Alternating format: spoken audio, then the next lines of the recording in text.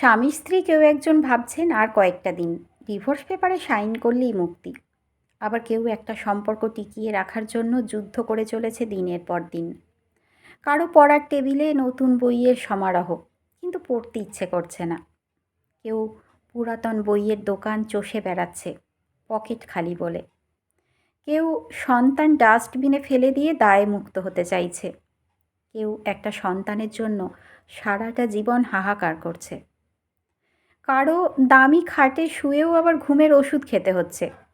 কেউ ফুটপাতের হিমেল হাওয়ায় অঘোরে ঘুমোচ্ছে। কেউ লাখ টাকার ডাইনিং টেবিলে বসেও তৃপ্তি সহকারে ভাত খেতে পারছে না। কেউ পেঁয়াজ কাঁচা লঙ্কা দিয়ে গোগ্রাসে ভাত গিলছে। কেউ বিলাসবহুল গাড়িতে বসে চিন্তিত, সন্তানগুলো মানুষ হলো না, এত সম্পত্তি রাখতে পারবো তো। আবার কেউ পায়ে হেঁটে পথ চলছে, মনে মনে ভাবছে সন্তান তো মানুষ করতে পেরেছি, ওপরওয়ালা চাইলে ওরাই জীবনটা ঠিক গড়ে নেবে।